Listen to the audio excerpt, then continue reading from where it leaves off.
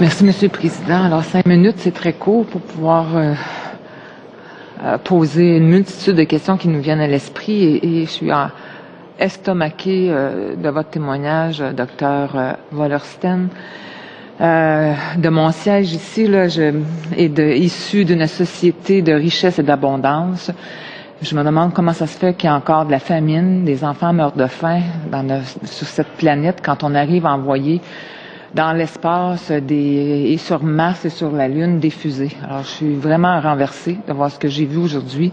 Et à la principale question qui me vient à l'esprit, Monsieur Lee, on dit que la communauté internationale, dont le Haut Commissariat des Nations Unies, a offert des outils, a offert des moyens, a offert des supports à la Corée du Nord. Celle-ci, en bonne délinquante, a toujours refusé l'aide ou don la main que la communauté lui tendait.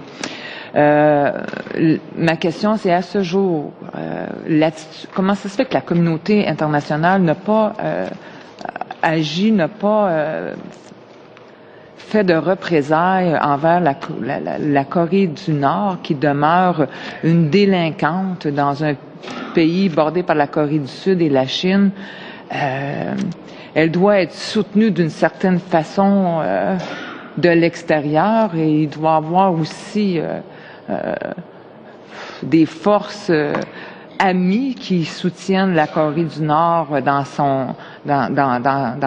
ce régime délinquant et porté sur le terrorisme et maintenir sa population dans une famine, je dirais presque provoquée.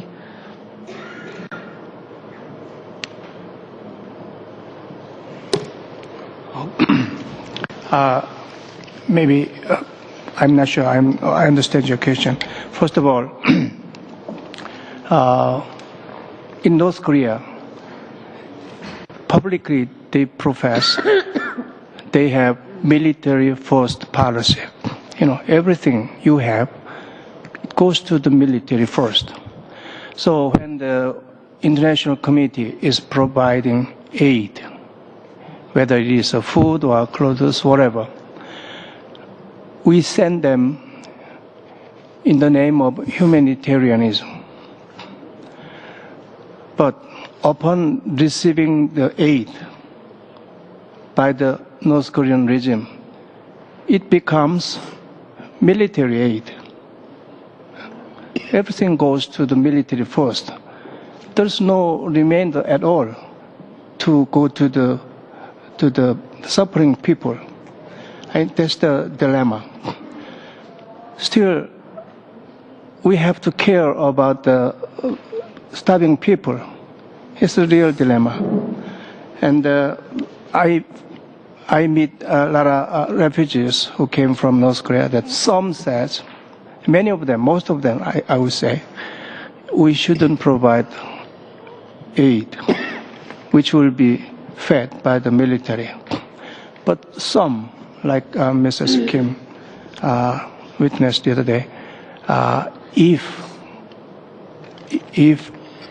the aid is to be made, it should be in the form of like not ordinary rice, but something like food to be fed by the animals. Because ordinary people there, they eat not ordinary rice, but animal food. So some suggest that that's what they suggest. I haven't been there, but I hear a lot about this. Mais est-ce que l'aide humanitaire transige directement avec le gouvernement ou s'il y a sur place des organisations de la société civile ou des ONG qui viennent de d'autres pays et qui puissent faire le relais entre la nourriture, auprès de la population la plus nécessitante dans ce cas-ci? In North Korea, everything belongs to the regime. In other words, the people are Kim Jong-il's property. Food, land, everything belongs to Kim's family. So, institution, there's no social society, civil society there like we have here. So universities, hospitals, any institution belongs to the state, and the state belongs to Kim Jong-il. So it's totally different from our perspective. One example, she told me, in North Korea, you have no right to commit suicide. I mean, in the socialist system, the people are fed by the government. If the government is unable to provide the food, the people should have the right of economic activity, basically, like trading or farming in the backyard. They don't have that right.